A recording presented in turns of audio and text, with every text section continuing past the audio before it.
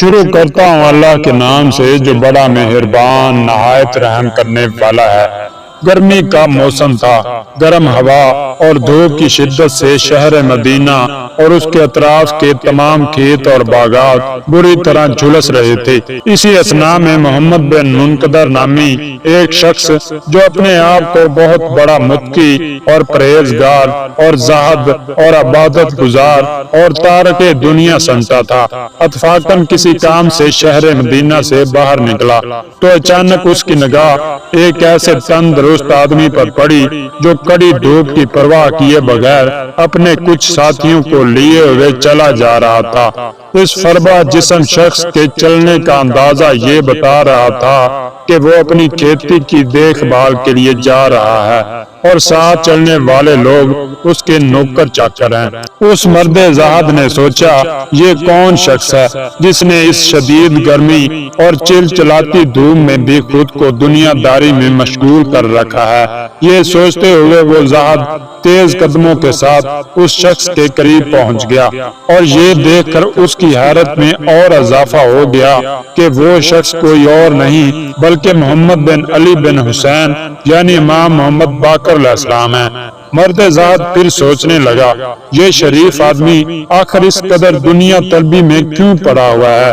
کچھ بھی ہو، میرا تو یہ فریضہ ہے کہ اس شریف آدمی کو کچھ نصیحت کروں تاکہ وہ دنیا طلبی سے باز آ جائے۔ مرد زاہد امام محمد باقر علیہ السلام کے قریب آ گیا اور انہیں سلام کیا۔ امام علیہ السلام نے پسینہ پونجھتے ہوئے اس کے سلام کا جواب دیا۔ اس نے کہا، کیا یہ مناسب ہے کہ آپ جیسا شریف انسان اس شدید گرمی اور چلچلاتی دھوپ میں دنیا طلبی کی وجہ سے گھر سے باہر نکلے؟ خصوصاً آپ جیسے فربا جسم شخص کے لیے یہ دھوپ اور گرمی اور زیادہ تکلیف دہ معلوم ہوتی ہوگی۔ موت کی خبر کس کو ہے؟ کون جانتا ہے کہ وہ کس وقت موت سے ہمکنار ہو جائے گا؟ شاید اسی وقت آپ کو موت آ جائے، اور اگر خدا نخواستہ ایسی حالت میں موت آ گئی تو آپ کی کیا حالت ہوگی؟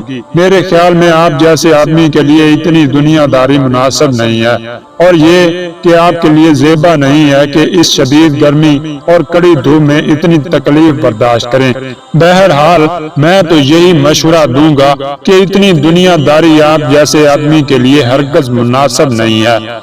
امام محمد باقر علیہ السلام نے اپنے ہاتھوں کو ایک دوست کے کندھے پر رکھا، دیوار کا سہارا لیا اور اس تارک دنیا کو مخاطب کرتے ہوئے ارشاد فرمایا، اگر اس وقت موت آ گئی تو میں حالت عبادت میں مروں گا اور اللہ تعالیٰ کی جانب سے واجب قرار دیے گئے فرائض کو انجام دیتے ہوئے اس دنیا سے رخصت ہو جاؤں گا۔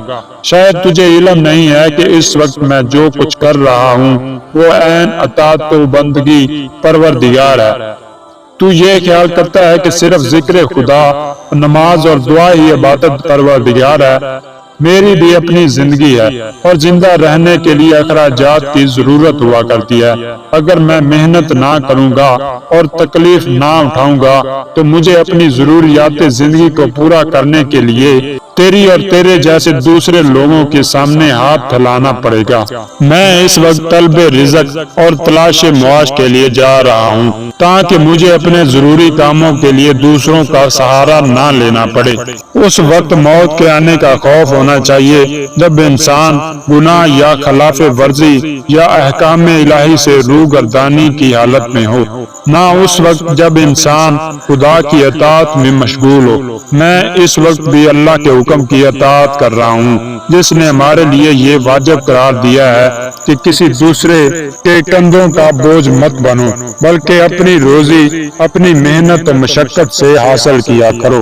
تو زاہد نے کہا، میں تو عجیب غلط فہمی اور نادانی کا شکار تھا۔